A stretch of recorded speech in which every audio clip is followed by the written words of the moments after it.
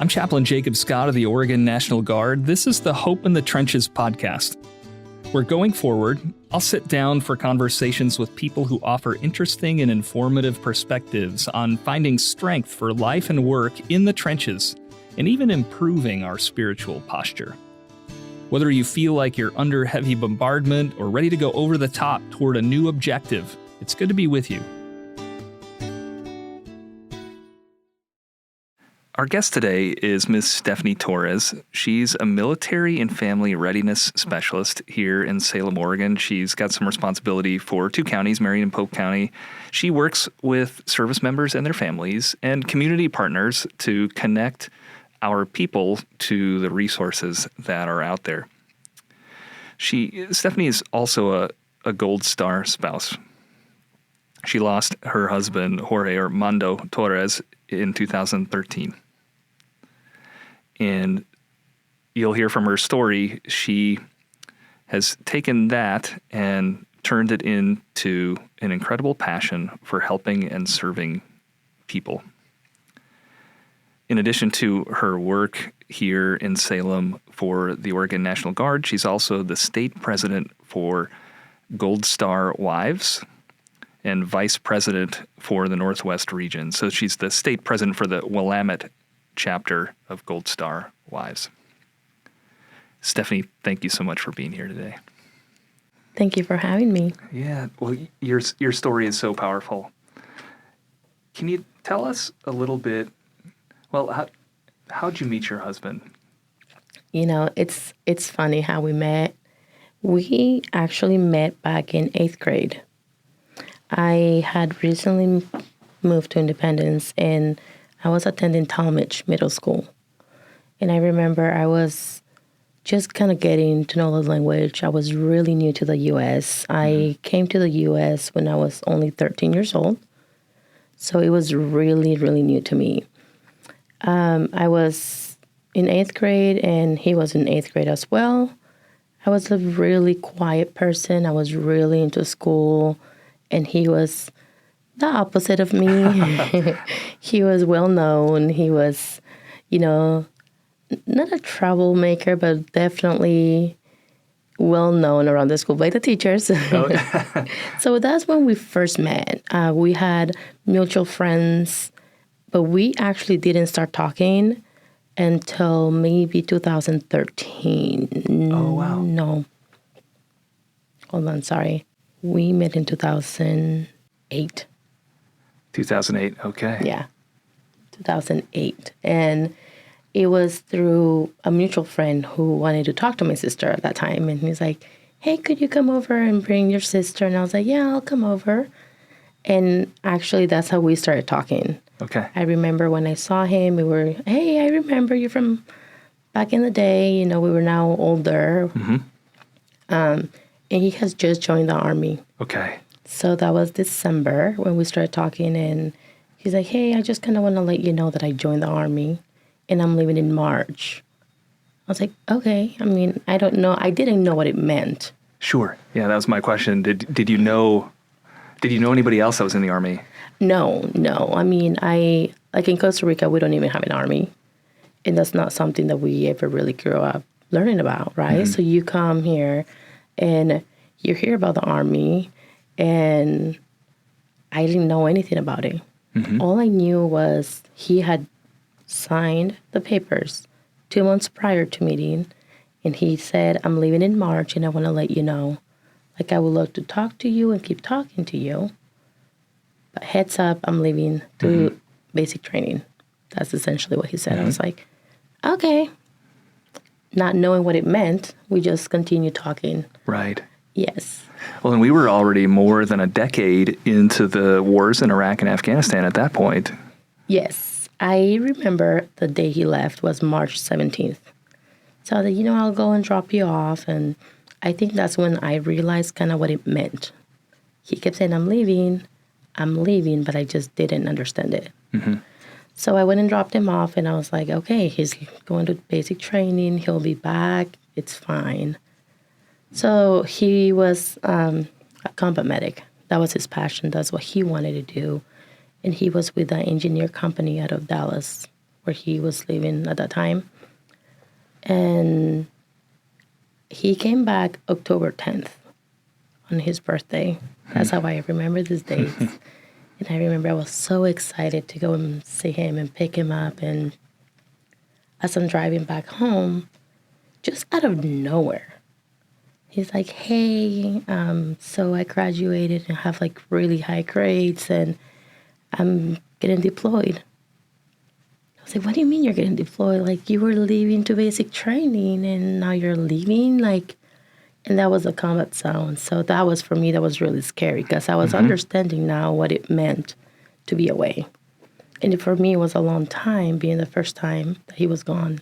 And I was like, okay, well, like, when are you leaving? Like, what's going on? And he said, well, I'm leaving in a week for extra training. And in November, I'll be leaving for a year. So that was rough, for sure.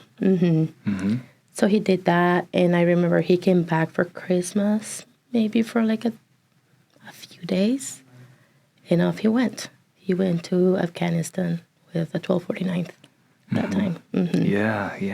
Yeah. So obviously joining the military is a huge step in anybody's life. And, and the training that we do changes us.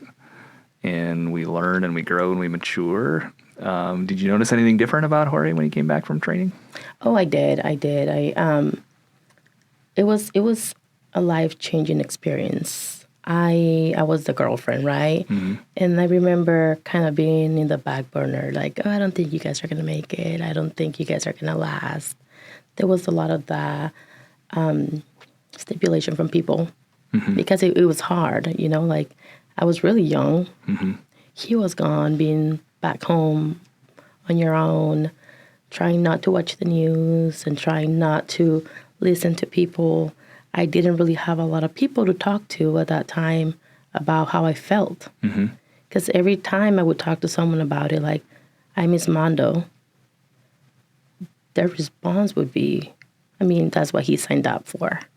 And that's not what I needed to hear at that time. You know, there was so much going on, a lot of the news going on, and it was really rough. I remember there was times when I was just hoping and praying that he would call me. I just wanted to hear his voice. And next thing you know, he calls me, and something had already happened there he couldn't tell me about. And so I was like super excited to talk to him. And he's like, hey, I just want to talk to you. Like, how are you doing? I love you. How is Jonathan? Jonathan was only a year old at the time. We would try to Skype when we could. But I mean, back in 2010 and 2009, that wasn't available for us the way that it is now for people. So it was really rough. I think he came back a little bit different. He was more distant. I felt like he was trying to keep things separated from family and work. And didn't really want to get me involved too much in it because he felt like he was protecting me in a way. So that was a big change from when he first left. That was the first big change for him. Yeah. Well, you've probably talked to many spouses and family members since then who went through a very similar experience, you know, when your loved one is gone. Yeah. One of the best experiences that I had was getting to know the families, talking to spouses. Like, you guys are all going through the same. And you start building that relationship. You know, the Army is all about brotherhood, right? It's the same thing for families. But I just didn't have the resources. I didn't know how to navigate that because I was still the girlfriend. I remember Mando asked me, like, hey, let's just get married. Let's just get married right now before deployment. And I said, no, because you're coming back. And when you come back, then we can get married. That for me was like reassuring that he's coming back. And it really helped me. So being the girlfriend during deployment was a little difficult at that time. Yes. Yeah, I imagine that's tough. And I imagine you meet boyfriends that are in similar shoes. Yeah, I think right now with a lot of the programs that we have and a lot of the new resources that we have available that has changed for good, we really reach out to people. We try to push it out there. We know that families serve too. Yeah. And family, we can't really define a family. So if I'm the service member and I'm deploying and my neighbor's watching my dog, and that's who I put down as a point of contact, that's what we consider family. So we don't have labels. And I don't think we had that before. Although I had a really good support from the spouses, it was a lot different back then. Yeah. Yeah. Well, and there are challenges that are unique to the National Guard and the Reserves, not being active duty, not being near a military installation. We'll get into some of that later. So he came back from the deployment, and did you guys get married shortly after that? Yes, so he came back from the deployment, and we had Icy, who's now 10. We had Icy, and he was really struggling a lot with PTSD, and kind of getting reintegration was hard for him. And I remember that was really hard. After he came back, he didn't want to sleep in the same room. He kind of wanted to be alone. There was a lot of things and noises that would kind of throw him off. So that was really difficult. It took us a little longer to get married because we wanted to make sure that that's what we wanted. And I loved him. I wanted to be there. I was like, you know what? We can make it through. Let me help you. And slowly he allowed me to get a little bit more into it. And I was looking up resources. I was reaching out to people. I would just Google it. I didn't really know anybody. And eventually he started getting help, and we got married in 2012. 2012, okay. 2012, yes. Yeah. So that was 4 years after. Okay, okay.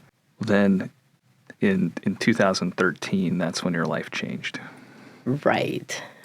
So I was only 24, 25 at that time, right? So he's finally getting assistance. He's looking out for counseling. We have the kids.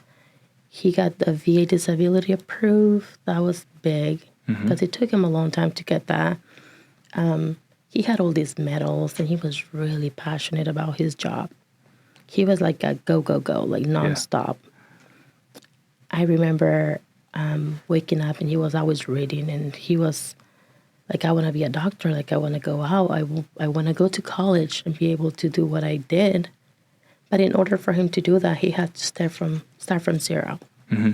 So that was hard for him to be able to sit in a classroom and concentrate and start from zero when he had all the experience from deployment. Yeah. Oh, yeah. Yeah. So we kind of moved to the parents' property. We were looking into buying a house. And September 18th, that's when my husband was killed in a fatal car crash. Yeah. So that was really hard.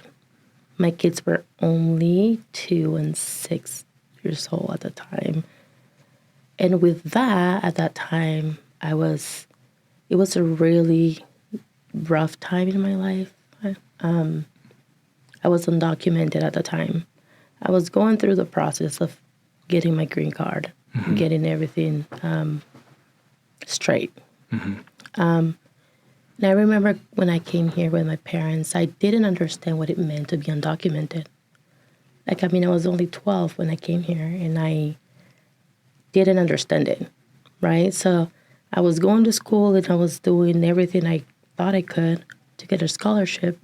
And then when I graduated, because I skipped 7th grade, and I could have graduated as a junior, but I was like, I love school. This is what I wanted to do.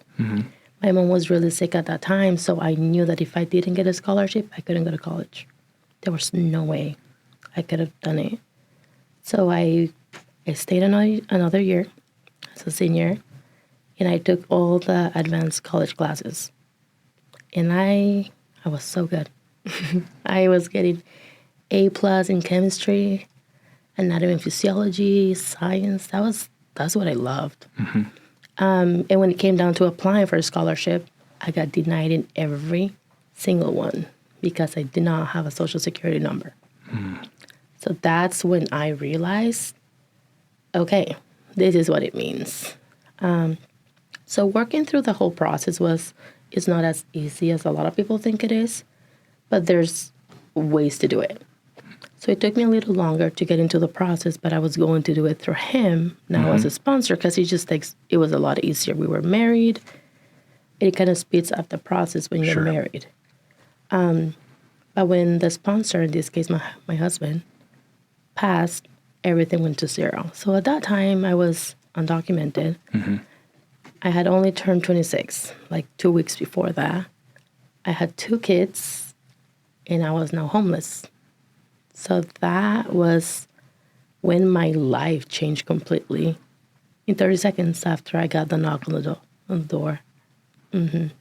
So having never received that knock on the door, I can only imagine what that experience is like. Now, as a chaplain, I've been on notification missions, and I've been there as we let a family member know that their loved one is gone. Yeah. I remember they obviously came to my mom's house. That's where I was at. And I mean, I'm sure they were trying their best, right? But when you're breaking the news to someone like that, I was on denial for maybe at least 2 minutes. And I was like, no, you have the wrong person. My husband is home. He's home. He's getting ready to go to drill this weekend. And they were like, no, ma'am. Like, I'm sorry, but is his name Jorge? Does he have this car? And I was like, yeah, but I left the house and he was still there. Like, I just said goodbye to him not too long ago. And then it was like 2 minutes later that it hit me, and that's when I completely lost it. I feel like I remember, like, I just could not function. Like, I couldn't think straight. And at that moment, everybody wants to be with you. Everybody wants to, like, help you. And I didn't want that. I just wanted to be alone. Because I didn't feel like I feel like I needed to entertain people around me. Like if you come to see me, I need to make sure that you're taken care of. And I couldn't even function to take care of myself and then my kids.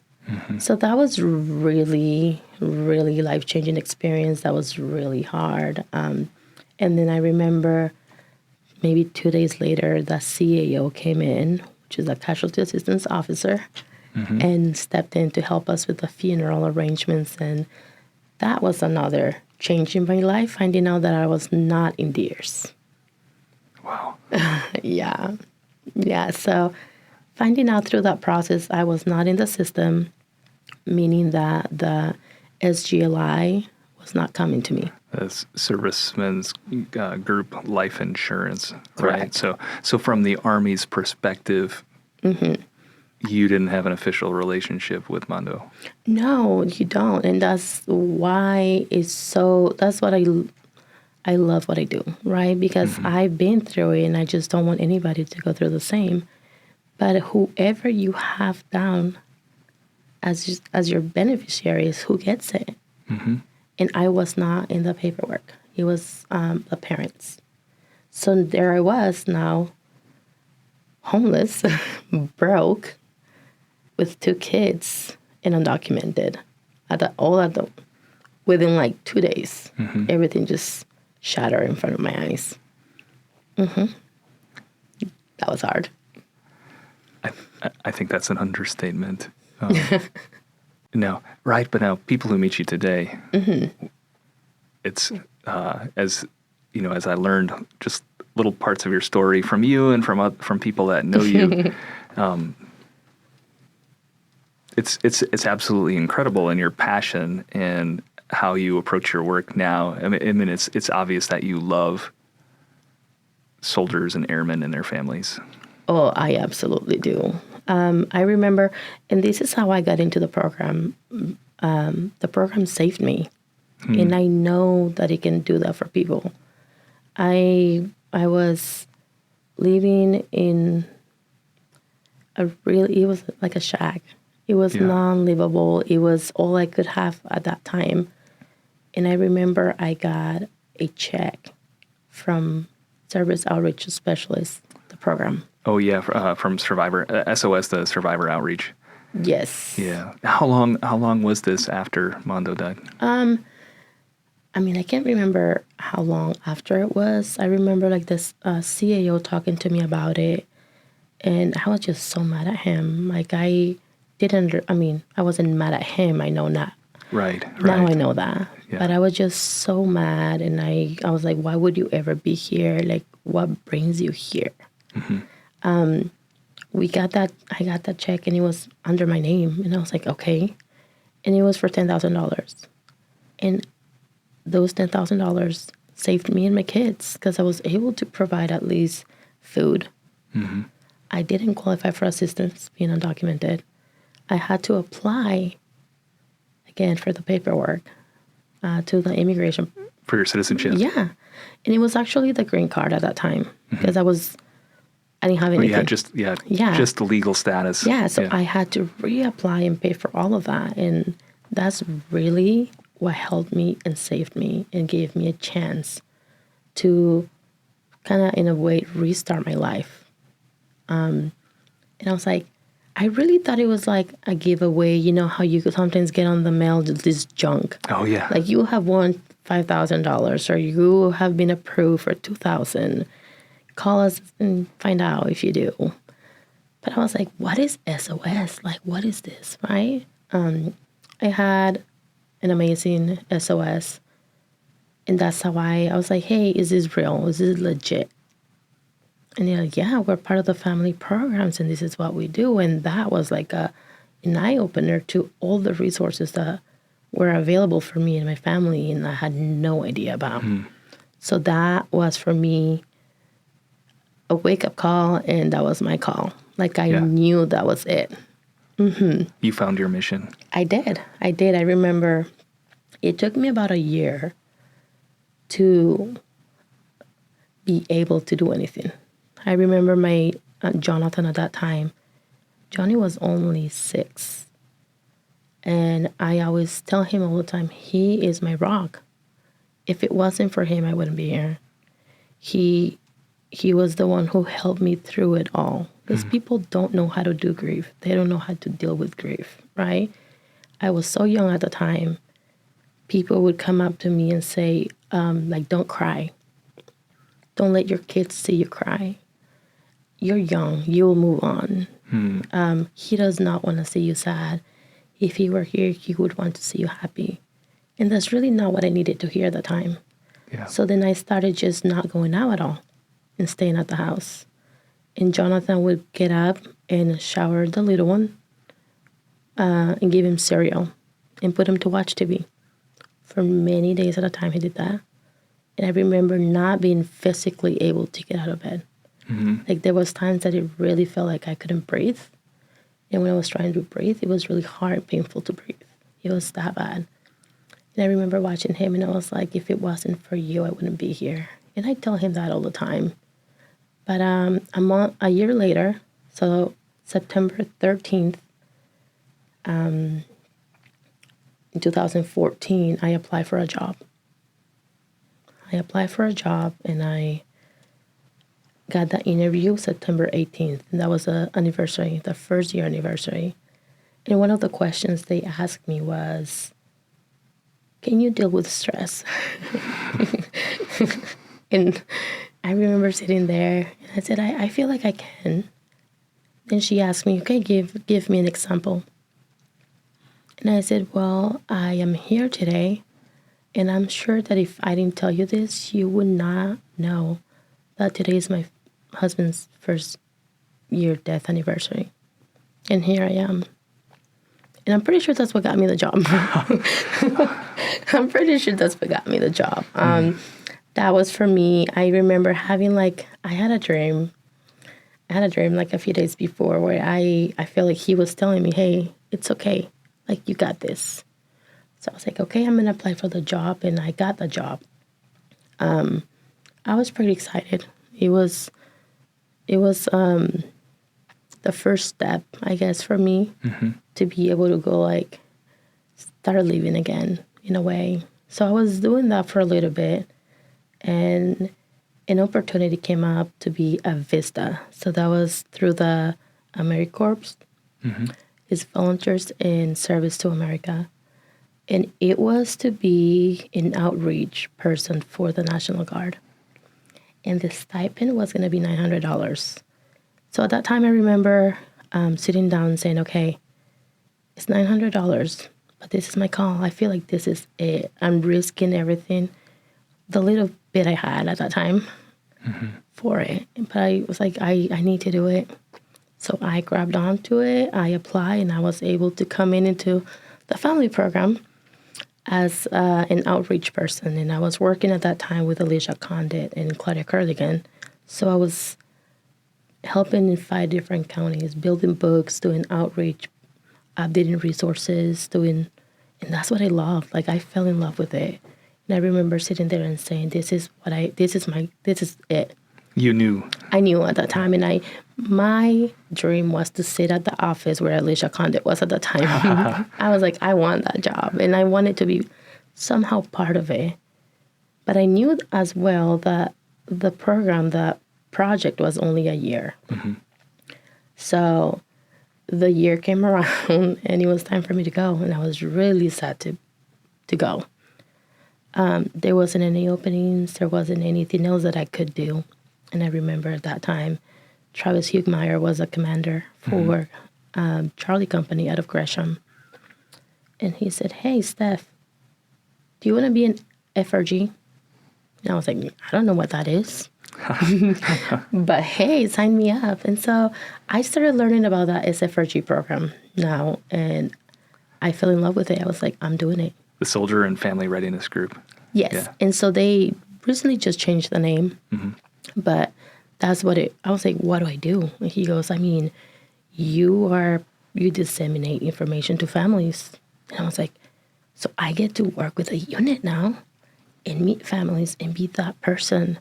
And in my mind, the whole time, I'm thinking, I just don't want anybody to go through what I went through. And something so simple like updating deers, right? Like, we talk about readiness all the time, and readiness is my passion. Like, I absolutely love it, and I believe in it. And I was like, I'm in. Sign me up. And I did it for a few years. I remember being down. I would show up every other weekend or every drill weekend, and they didn't know me. And this was a volunteer position too. It is, right? yeah, it was. And I was like, I didn't want to go to Dallas Armory. Dallas Armory was when we had the roll call. Yeah. And all the memories there were just so hard for me. Like, I just never went back to it for a long time. And I was like, yeah, I'll just do Gresham. And I remember being there. I don't know anybody, but I like talking to people, so that wasn't an issue. I remember sitting there and just service members just walking by, looking at me like, who is this girl, right? Like, who is this lady? Why is she sitting here? And I was like, you know what? They'll get used to it. Yeah, yeah. They will get used to it. And eventually they did. I would just randomly ask them, hey, do you know who I am? Do you know my name? They're like, well, I mean, I became the lady with paperwork. And I was like, I will take that.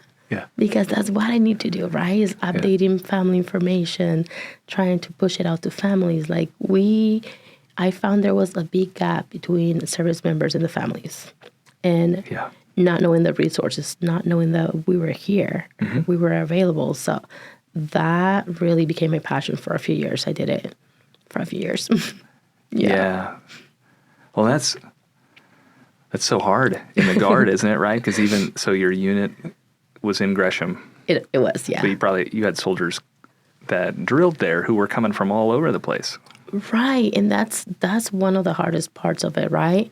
People kind of getting the programs confused. They didn't understand the difference between me and Heather at that time. And Heather was the family assistance specialist. So she was able to do the work cases and networking with community partners. Yeah. And I was really working close with her. We worked great together. But my job, my mission was to disseminate the information to the families. Yeah. So if they came to me with any issues, I could refer them to Heather or whoever their FAS was. And usually the FAS is based out of the HOMA record. Mm-hmm. So if I live in Salem and I'm drilling out of Gresham, I would refer them to a different FAS. Yeah. Yeah. So, and we would go to trainings, and you had assistants all the time. There was FIRSAs at that time overseeing the SFRG program. And FIRSAs was a family readiness support assistant.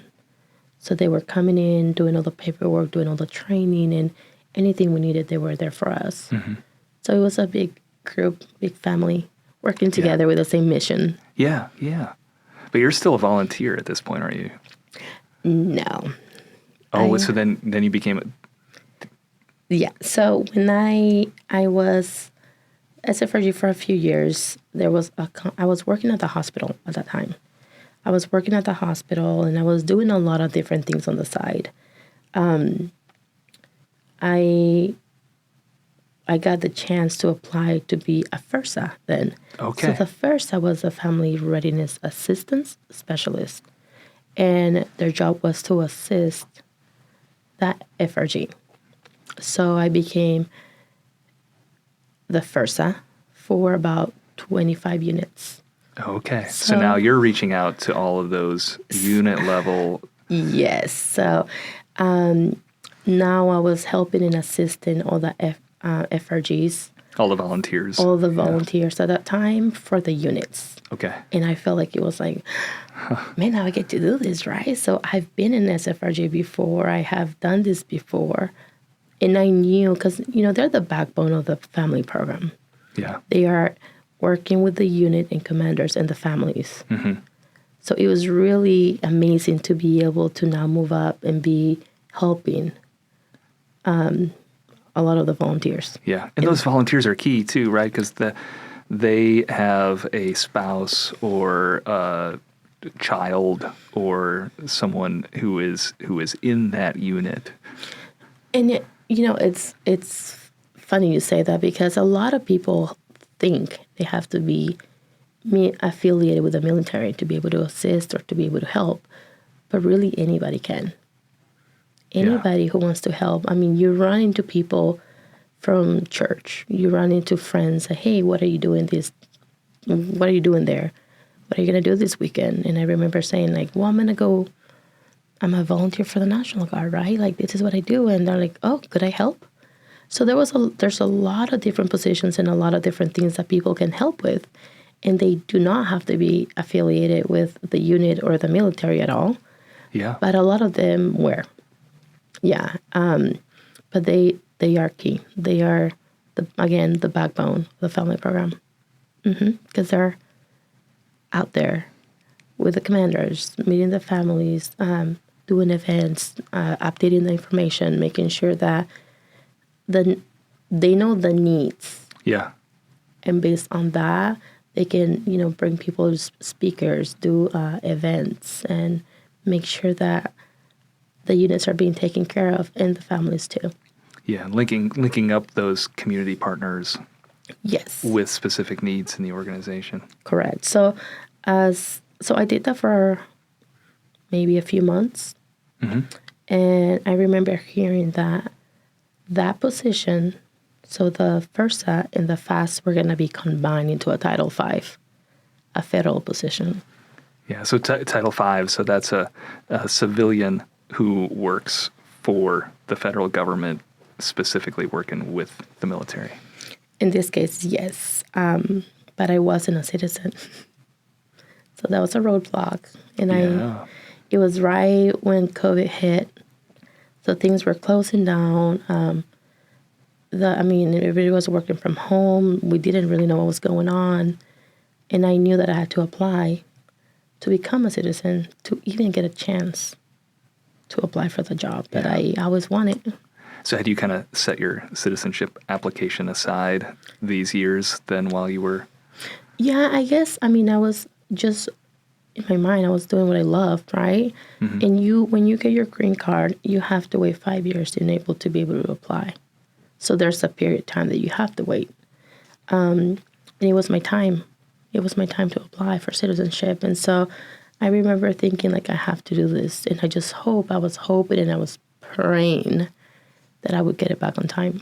Oh. But I wasn't sure that it was. Yeah. Well, I don't believe in coincidence. Right. Yeah. Yeah. So now you've had your green card for 5 years, and the Title V position is opening. Well, it wasn't open yet, but it was talked about. Like, Okay. it's coming up. And so I was like, okay. So you wanted to be ready. I need to be ready. Like, I talk about readiness all the time. This is what I do for a living. Yeah. It is my time. So there was a few things along the way that I was trying to get done. I think for a long time, I was so focused on trying to fulfill the dreams that Mondo and I had together. Yeah. Right? So now I have, like, the boys. They were only 2 and 6, and they're growing. And he wanted a house so bad. That's all he wanted. He wanted a house. So I remember talking to George, the financial counselor. George Katsinas, yeah, great guy. Yeah. Yes. I remember talking to him, and I swear to you, I was sitting down, and he goes, okay, Stephanie, what do you want to do in 5 years?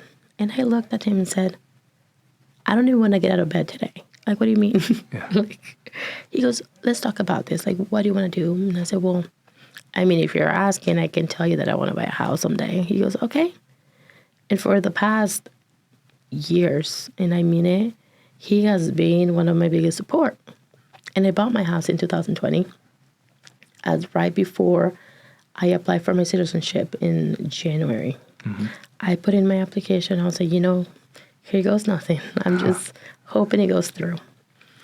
And like a week after, I got that letter saying your application was received and the payment was received. It's like, oh, okay. And then on the 11th, January 11th, I got that email saying, or the letter saying, you have to go do your fingerprints on the 28th.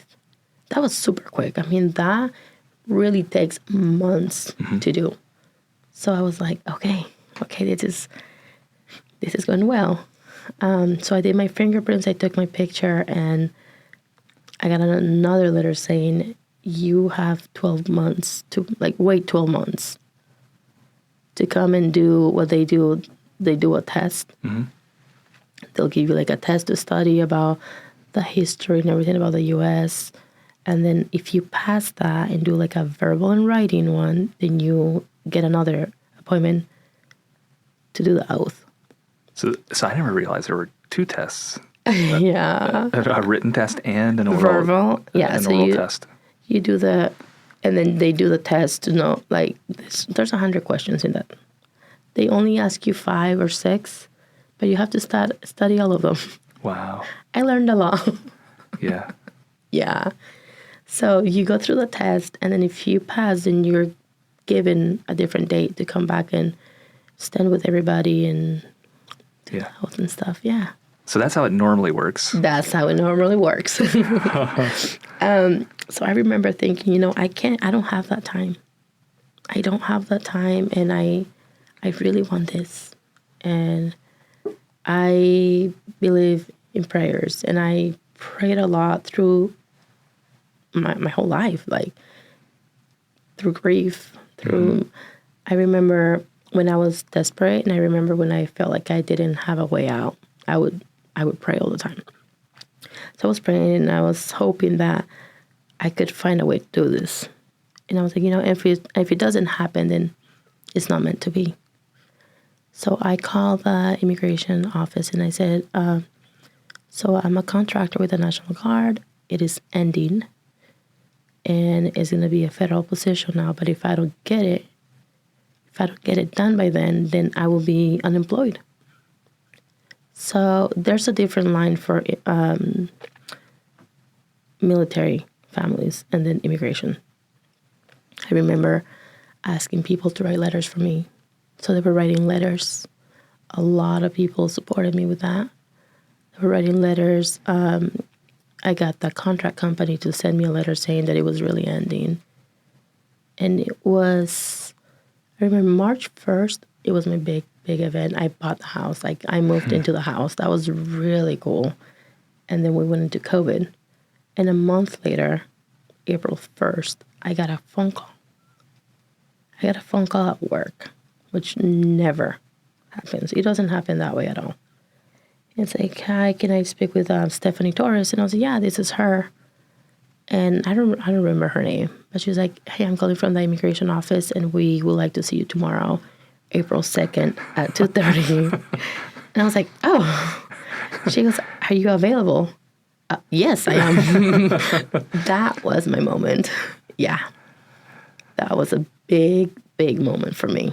Yeah, so barely 2 months after you've taken your fingerprints. And yes, it was really quick. And I remember, so my sister, everybody's just super happy for me, right? And I'm telling everyone in the office, like, oh my God, tomorrow's a big day.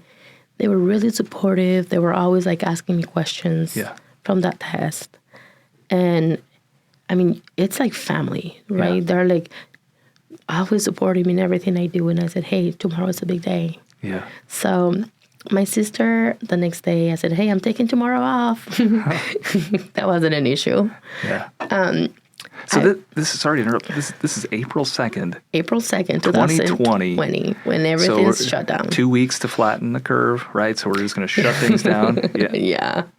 We had no idea what was coming then. We didn't know. No. We didn't know. All I knew at that time is nothing was open. Everything was taking longer. And that was a big, big opportunity that I got. Yeah. So I show up the next day with my sister. And as I'm walking up, she goes first because she's super excited for me. They open the door and say, hey, are you Stephanie Torres? And then she goes, no. She goes, oh, I'm sorry, we can't let you go in. Everyone's here for her. So were there any other cars in the parking lot? No. It was literally every single person in the building was there for me. And that was amazing. Yeah. I walked in and he goes, hey, I don't know who you are or what you did or who you call, but everyone in this building got a call yesterday saying that they had a special case and we needed to come in. So we're all here for you. And that, I mean, I was all smiles and I told them, thank you so much. I can't thank you enough. As I'm going through security, everybody's like cheering for me. Like, it was a big deal. It was a big deal. So I remember going up the stairs to meet with the guy with that interview, to do the oral and writing. And he was so nice. He's like, hey, so, like, what do you do? Like, he was just asking me questions. He wanted to know why. He's like, I got a phone call saying, we have a special case tomorrow. I need you in the office. And here I am. Like, there was a few of us that were called. Yeah. And he goes, nobody in the U.S. is becoming a citizen today. That was a big deal. And I still didn't know that I was going to do everything that same day. But I took the test, writing. He asked me a few questions, and I answered them right. And I was sitting there, and he gave me the paper and said, you have passed. Congratulations, you are now a citizen. Now I had in my mind, I was like, okay, I got this. Yeah. I was so excited. Like, I remember being overwhelmed with happiness. I was like, okay. And shortly after, he goes, I need you to wait here really quick. And I say, why am I waiting? I thought I was going to come back later. He goes, oh, no. The person, the judge, or whoever does the oath was actually there for me, too. So he came out, and in the lobby, we did the oath, and I became a citizen that day. So April 2nd, 2020. April 2nd, 2020. Stephanie Torres, the only person in U.S. history sworn in that day. Yeah, it was amazing. It was the best feeling ever. Wow. Yeah, I mean, I've been here forever, right? So it's like I feel like I was part of the U.S. Mm-hmm. I mean, my husband's here. I love our community. My kids are here. Everything. I mean, this is home. Yeah. This is home, and it's always going to be home, right? And that doesn't mean that I forgot where I'm from. Mm-hmm. But this is home. You're an American. I am an American. And I remember getting that paper it was almost like, this is where you belong now. Like, I felt like I did, but I didn't have it. Mm-hmm. So getting that paper, being the only one in the U.S. to be a citizen that day, having everybody there cheering me on. And I remember walking down, like I was crying. I was crying. I was so excited. And I was like, I did it. But I knew, it's like all my prayers worked. Yeah. Because that was incredible. And I was now a citizen. And I was now an American. And I was like, this is where I belong.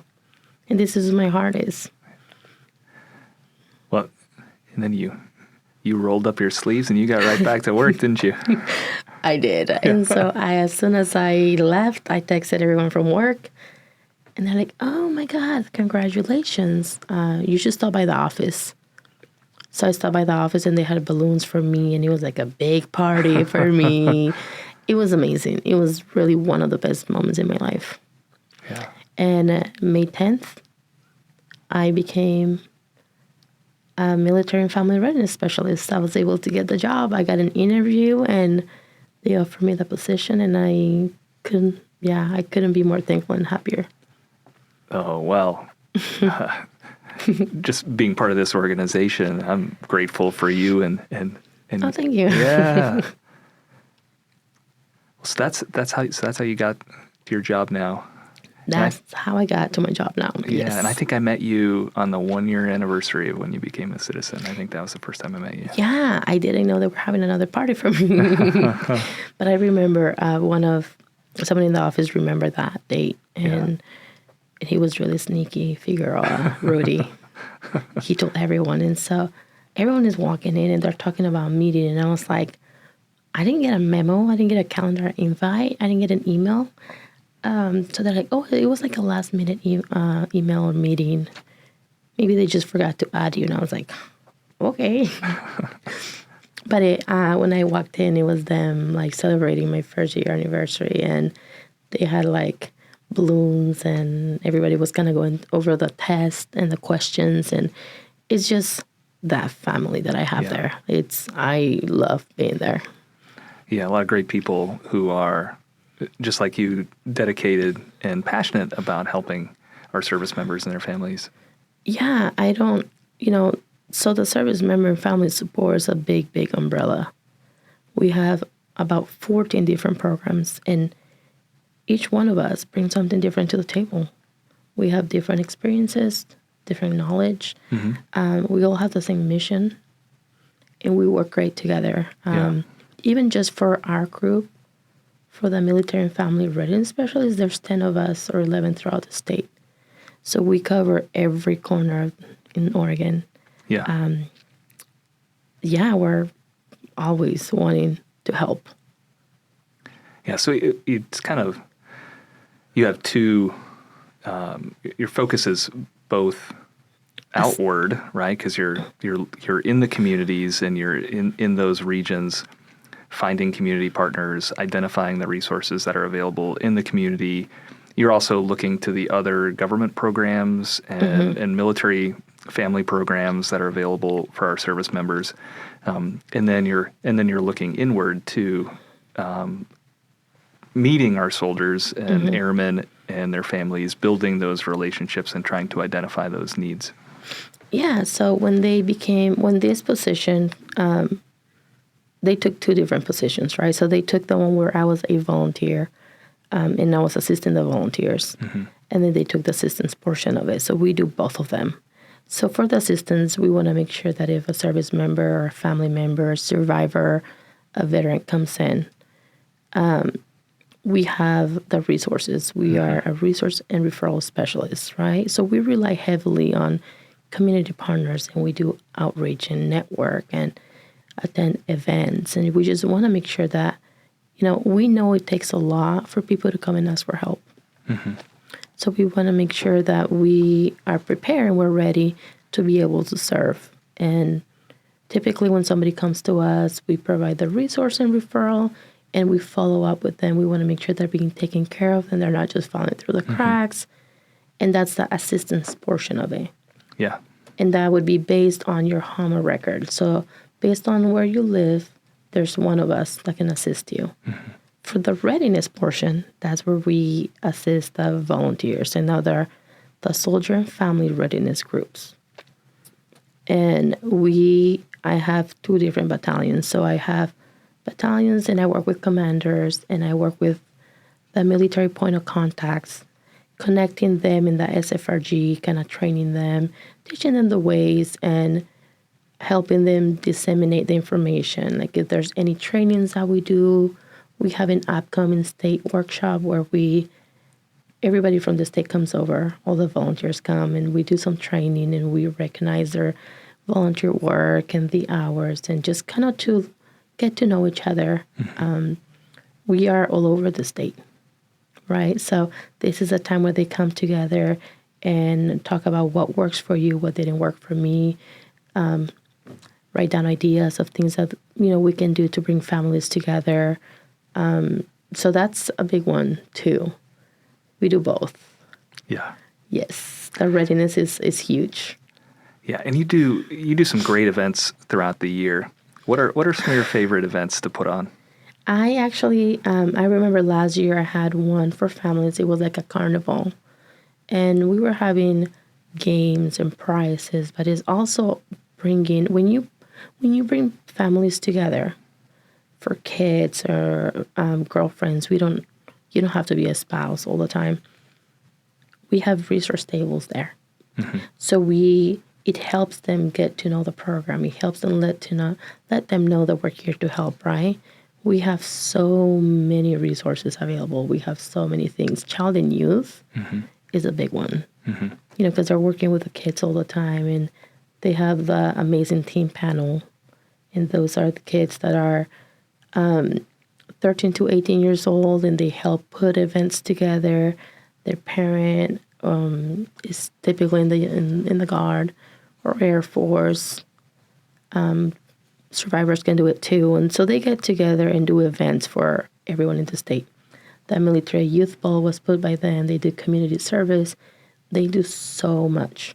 So it's getting those kids and teaching them resiliency and leadership and bringing the skills together to be able to serve other kids, which is amazing.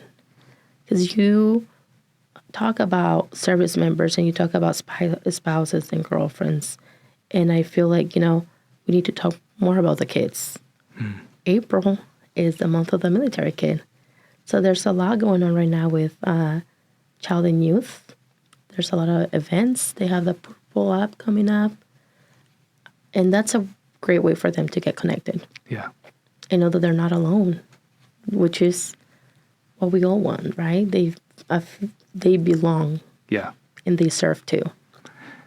Yeah, and in Oregon does have some great child and youth programs, and some of the youth will stick with those programs and build relationships with other youth from around the state that last for years.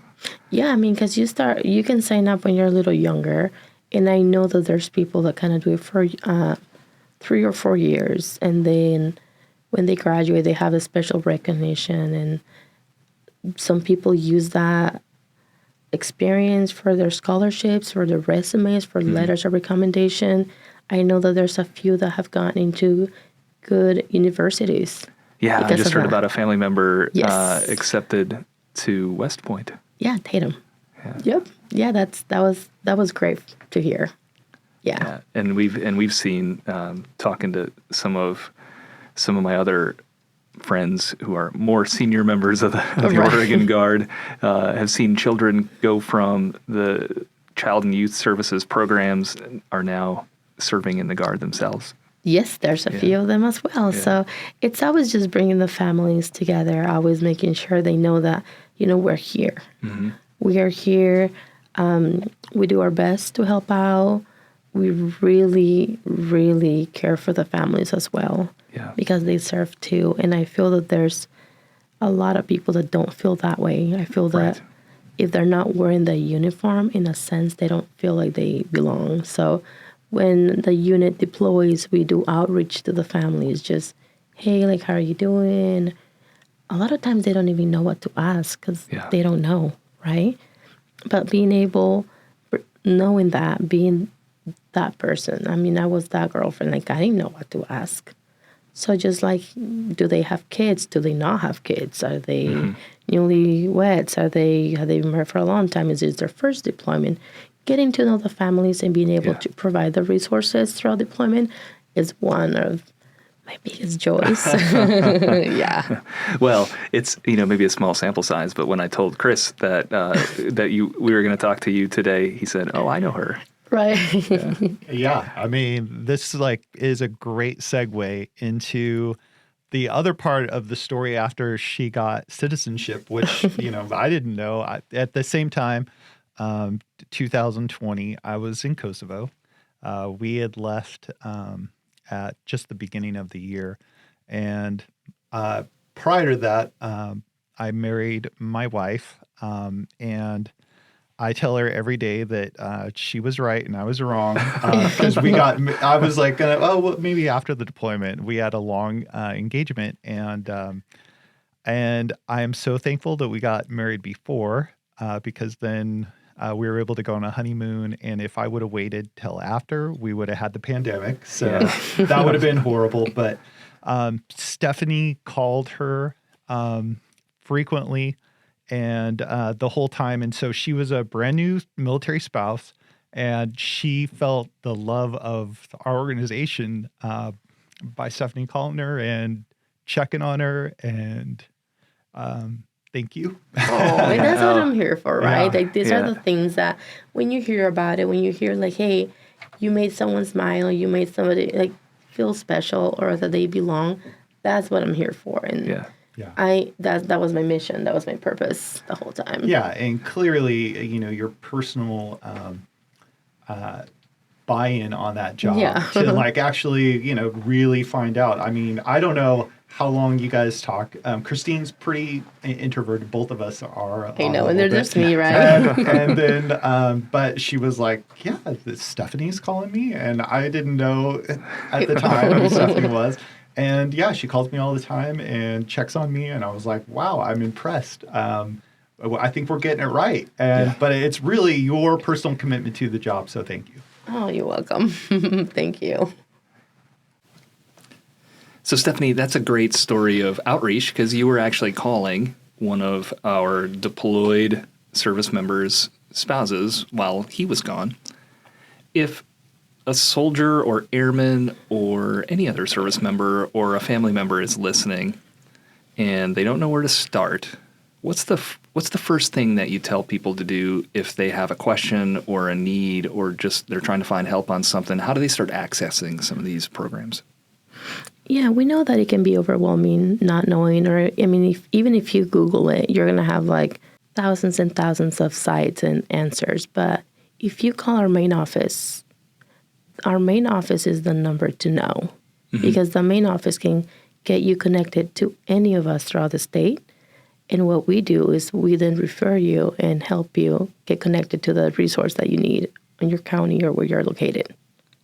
Yeah, so that's here in Oregon. So yeah, let's share that phone number. And then if someone from a different state is listening, you can call us and we'll find the right person for you to talk to. Or if they're close to an active duty installation, we can reach out and make sure that you get connected to the people you need. What is that phone number for our service members and families here in Oregon? Yeah, it's 971-355-2389. And most definitely we work together with people throughout the states. We have their point of contact. We all work together. We all have the same mission, and we're all here to help. Your story is so amazing. Not, that there's tragedy, but we talk about finding purpose and finding your vocation or your calling in life, and having a mission. And we've had guests here on the show too that have talked about how, one of the most powerful ways that we can cope with challenges or difficult situations or get through times of adversity is by looking outward and helping and serving others. And, my goodness, after the conversation we've had, I think your why, your reason for doing what you do is so obvious in everything, whether that's calling Major Clyne's wife, or talking with our community partners, or putting on a Christmas party for families and youth. Your passion and your heart for serving soldiers and family members, and so service members and family members too, right? Because it's not just soldiers. It's obvious, and so we're grateful for you. And Stephanie, we're gonna have to have you back on again. Thank you again. No, thank you for having me and for allowing me to share the story. There was a point I remember when it all started. I knew that I wanted to make a change. I knew that I wanted to help people, and I knew, like, I didn't think it was going to be this big. But I am so thankful and I am so blessed to have the support from people that along the way kind of took me under their wing and believed in me and trusted me and helped me to get where I am, and being able to share that and make a difference. It's what it's all about, right? Oh, that's great. We're all in this together, right? We're all in this together. Well, God bless you, Stephanie. Have a great day, and I'll look forward to talking with you again soon. Thank you. This podcast is produced by the Oregon National Guard Public Affairs Office. My prayer for you is that wherever you find yourself, that you might find hope for today and strength for the ambiguity and chaos of life. Blessings on the rest of your day.